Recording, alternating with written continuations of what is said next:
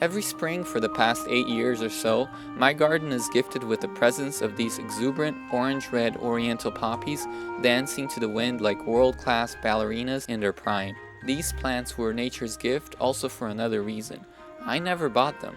I first spotted a few of them growing wildly on the other side of the road and made sure to transplant a few starts to my side. They have thrived in their new home since, but I do make sure to take care of this half-wild perennial border. Now that the display of the poppies has gone away, and we had a lot of rain and that kind of dampened things, I'm going to chop and drop everything around them so that I have space to first control the weeds and then plant new flowers and have a new flush of flowers. I know that the rudbeckias or the black-eyed Susans will be blooming in a few weeks, and that's going to change the space a little bit. But this is actually the first intervention I'm making in this side of the place, which is more of a perennial border with ornamentals.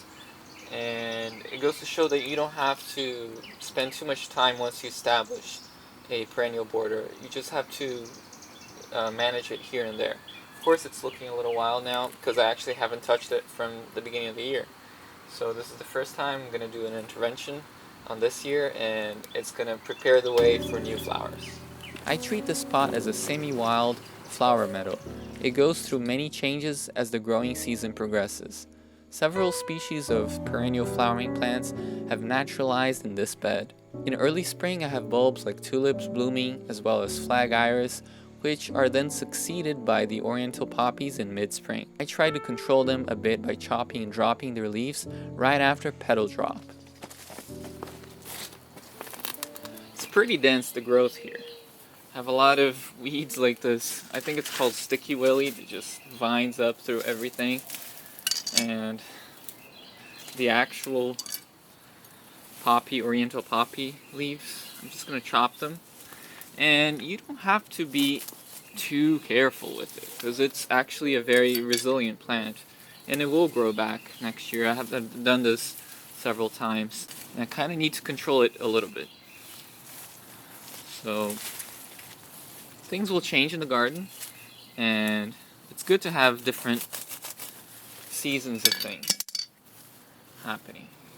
So I'm just chopping it, cutting it roughly with the hori hori. It's an excellent tool to do this kind of work. And just chopping it, and that becomes the living mulch. And I'll work my way in through this jungle. I cut them right after petal drop for several reasons. First, after losing their blooms, there is no reason aesthetically to let them continue growing, since like most perennials, they only flower once a year.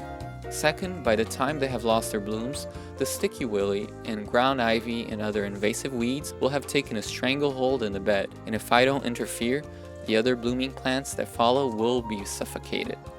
Third, by chopping and dropping, I cycle the nutrients in the bed faster, causing other plants to have a boost in growth. And fourth, by cutting the seed pods prematurely, I control the spread of oriental poppy.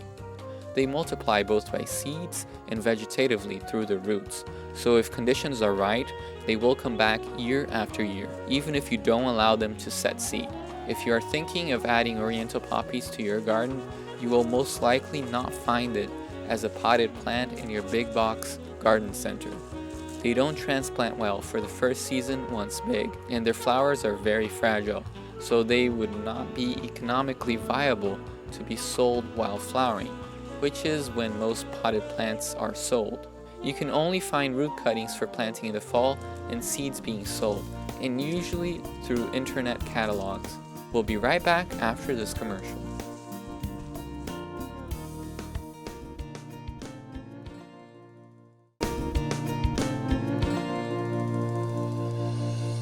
There were other plants that were needing a bit of maintenance in my perennial bed.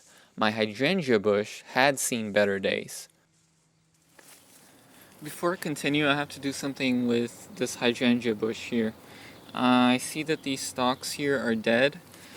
The problem is we've had some pretty severe bouts of cold in winter, even though winter has been sometimes mainly warm.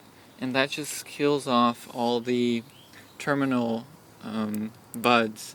And that's where actually the flowers are. So I'm almost giving up on having hydrangeas. It's been crazy, the weather, so we can't necessarily rely on them flowering.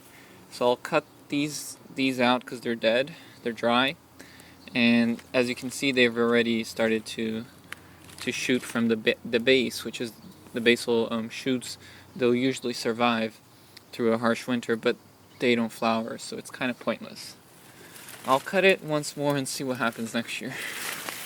Since I had been experiencing mixed results with my hydrangeas, I researched a bit more of how to take care of them. There are essentially two types: ones that bloom from old canes like the ones I had, and ones that bloom from new canes. The ones that bloom from old canes generally bloom in spring, and if you cut them back too late in the season, you will essentially remove next year's blooms. So do it right after their blooms start to fade, in mid-summer. A cold snap can kill off the old buds, making them not bloom that year. Also, they lose vigor as they get old and woody, so cutting them back all the way to the ground will refresh them, so you may have to do that once in a while. Maybe I had to do this, but I was being a little bit more conservative this time. The years where I had the best luck with them had mild winters preceding. It is also important to put them in a spot that has plenty of moisture in the soil, but not waterlogged. Instead of chopping and dropping the ground ivy and sticky willy directly on the same spot, as I was doing with the hydrangea canes and oriental poppy leaves, I prefer to let them compost by themselves. I drop them on top of a piece of concrete in a sunny spot where I drop weeds to die and decompose until they become essentially soil. I think that helps diminish the likelihood of them rooting up, creating new plants if I chop them on the spot. Now that I chopped and dropped all the existing vegetation, I want to plant some annual flowers to put up a display for the rest of the year. Before that, I want to actually trim some of this canopy so that more light gets into there and it encourages more flowering. One of the centerpieces of my front garden is this crepey myrtle. It crowns the cottage garden look as it blooms profusely in late summer. Its cascading pink flowers vibrate, contributing to a cheerful mood. Since there were still some months before it bloomed, I had to be judicious of how to prune it. Don't get me wrong, crepey myrtle is a very forgiving flowering tree. It can take severe pruning and bounce back. However, it is best not to cut out the ends of all the branches, since that is where most of the blooming buds come out of. Judicious pruning to open up the canopy and allow more light in the ground was what I was after, so I selectively found branches that were growing inward or which were blocking the pathway. As a rule of thumb, you should always prune a tree so that the remaining branches are facing outwards. That gives them better looking form and can prevent issues in the future, especially in the case of fruit trees. With the groundwork ready, I went to grab some of my remaining annual seedlings to plant in the ground.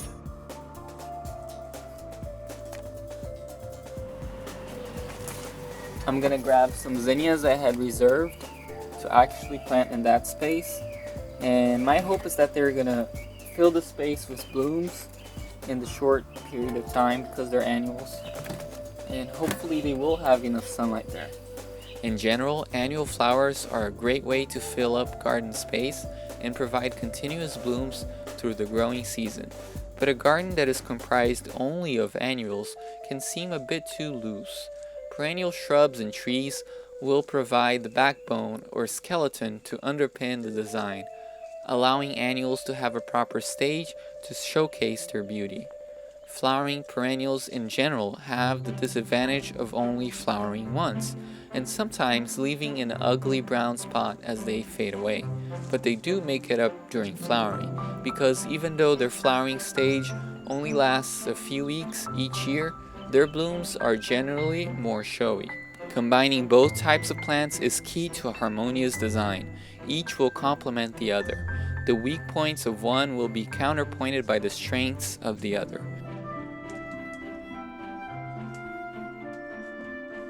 All in all, gardening is about balance and editing. Knowing what to pair where is essential, but sometimes removing control is key. A great tip to have a lush, luxurious garden is to overplant. When you overplant, usually the plants will sort themselves out. The ones more adapted to thrive will thrive, and you will discover how to proceed with the information the plants themselves tell you. There have been beautiful gardens made that are highly controlled, like the formal European parterres with uniform plantings. But in my opinion, the most exciting gardens are those that do have human intention, but allow the wildness of the plants take over and establish their own interactions. Natural scapes to me in their wild states are already beautiful, so it follows that a wild garden will be beautiful too.